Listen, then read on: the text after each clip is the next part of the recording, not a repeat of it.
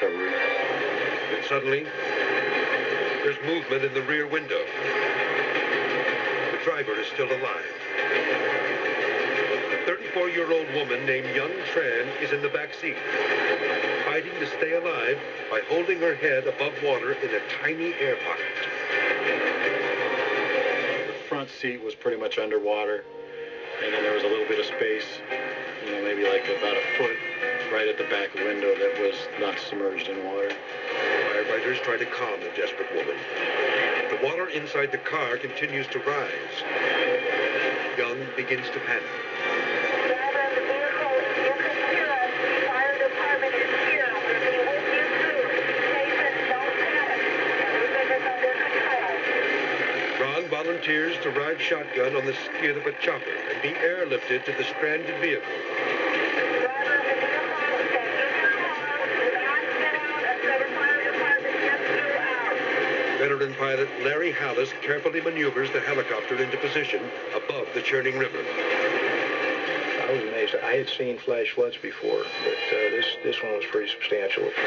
He hovers just a few feet above the water as Ron tries to find a spot to jump off. If the chopper gets too close, the rescue effort will end in disaster. The force of the water is so great on a fixed object in the water that, it could conceivably pull the helicopter into the water. Ron steps cautiously onto the roof, struggling to keep his balance as pounding waves rock the car.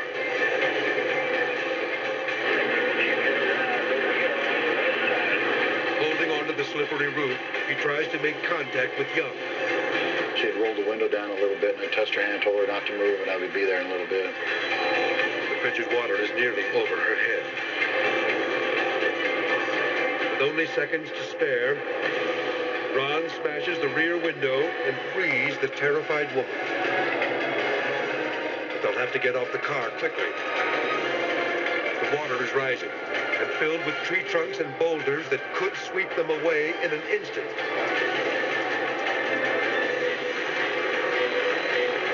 Larry tries to steady the chopper above the car, but he's flying in darkness, fighting wind and rain.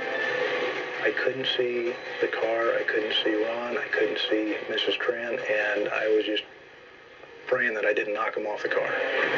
Ron reaches for the skid, but now he faces a new challenge. The helicopter builds up a static charge, so every time you touch it, you got to relieve that static charge. Ron ignores the painful shock and reaches for the chopper. He nearly loses his grip on Young as he clutches the skid. Somehow, he hangs on. Larry slowly pulls the chopper away and heads for shore. Finally, Young is safely on dry land. Miraculously, she escapes this harrowing ordeal without injury. As daylight breaks, the magnitude of the storm's destructive power is fully realized. Minutes after the rescue, the raging torrent capsized her small car and buried it in the riverbed. Were it not for the heroic efforts of Ron and Larry, Young would have suffered a disastrous fate.